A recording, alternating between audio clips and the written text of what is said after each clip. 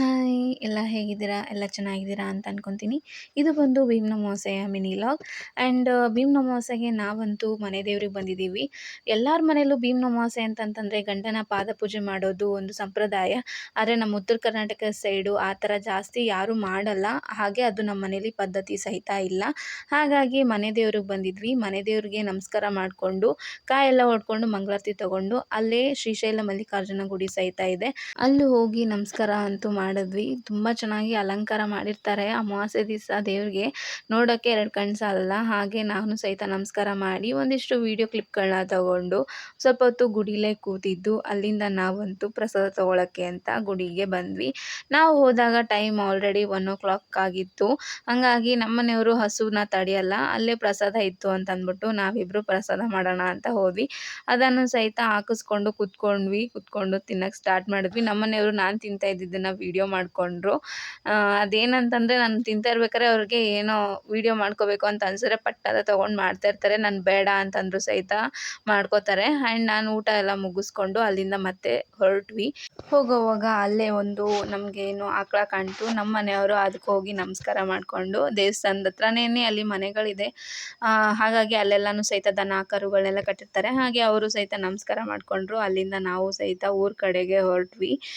ಯಾಕೆ ಅಂತಂದರೆ ನಮ್ಮ ಮಾವ ಹಿಂದಿನ ದಿವಸನೇ ಫೋನ್ ಮಾಡಿ ಹೇಳಿದರು, ಊರಿಗೆ ಬನ್ನಿ ಒಂದು ದೇವಸ್ಥಾನಕ್ಕೆ ಹೋಗಬೇಕು ಅಂತ. ಅದಕ್ಕೆ ಅಲ್ಲಿಂದ ರಿಟರ್ನ್ ನಾವು ಹೊಲದ ಕಡೆಗೆ ಹೋದ್ವಿ. ದೇವಸ್ಥಾನಕ್ಕೆ ಹೋಗಿನ ಮುಂಚೆ ಆನ್ ದಿ ವೇ ರೂಟು ನಮಗೆ ಹೊಲ ಸಿಗುತ್ತೆ, ನಮ್ಮದು ಹೊಲ. ಹಂಗಾಗಿ ಹೊಲದಲ್ಲೆಲ್ಲ ಹೇಗೆ ಬಂದಿದೆ ಬೆಳೆ ಹಾಕಿದ್ದು ಅಂತ ಅಂದ್ಬಿಟ್ಟು ನೋಡೋಕ್ಕಂತ ಹೋಗಿದ್ವಿ. ಸೂರ್ಯಕಾಂತಿ ಫ್ಲವರು ಒಂದು ಲೈನ್ ಮಾತ್ರ ಬಂದಿತ್ತು, ಮಿಕ್ಕಿದ್ದೆಲ್ಲ ಇನ್ನೂ ಚಿಕ್ಕದಿರಲಿಲ್ಲ. ಹಾಗೆ ನೋಡಿಕೊಂಡು ಬರ್ತಿದ್ದಂಗೆ ಕೆನಲ್ ನೋಡಿ ಲಾಸ್ಟ್ ಟೈಮ್ ವೀಡಿಯೋದಲ್ಲಿ ನೋಡಿದ್ರೆ ಒಂದು ಸ್ವಲ್ಪನೂ ನೀರಿರಲಿಲ್ಲ. ಈಗಂತೂ ತುಂಬ ಅಂದರೆ ತುಂಬ ನೀರು ಬಿಟ್ಬಿಟ್ಟಿದ್ದಾರೆ. So full ತುಂಬಿಟ್ಟಿದೆ.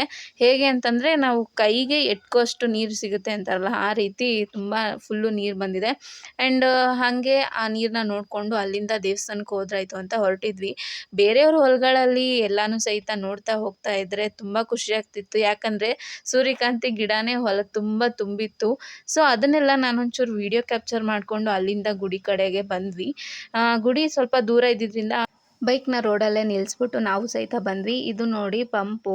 ನಾವು ಹಳೆ ಕಾಲದಲ್ಲಿ ನೀರನ್ನ ಪಂಪ್ ಮಾಡಿ ತೊಗೋತಾ ಇದ್ವಲ್ಲ, ಆ ರೀತಿ ಹಳ್ಳಿಗಳಲ್ಲಿ ಈಗೂ ಸಹಿತ ಇದೆ. ನಮ್ಮ ಮನೆಯವರು ಪಂಪ್ ಮಾಡ್ತಾಯಿದ್ರು. ಹಾಗೆ ನಾನು ಸಹಿತ ಮುಖ ತೊಳ್ಕೊಂಬಂದೆ.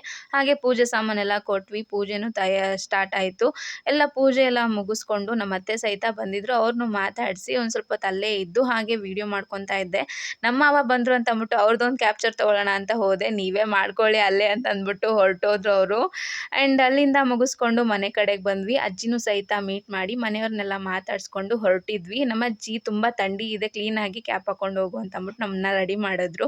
ಹಾಗೆ ಎಲ್ಲರಿಗೂ ಸಹಿತ ಟಾಟಾ ಮಾಡಿ ಅಲ್ಲಿಂದ ನಾವು ಬಾಗಲಕೋಟೆಗೆ ಹೊರಟ್ವಿ. ಇದು ನನ್ನ ಲಾಗ್ ಆಗಿತ್ತು. ಈ ಲಾಗ್ ನಿಮ್ಗೆ ಇಷ್ಟ ಆದರೆ ಲೈಕ್ ಮಾಡಿ.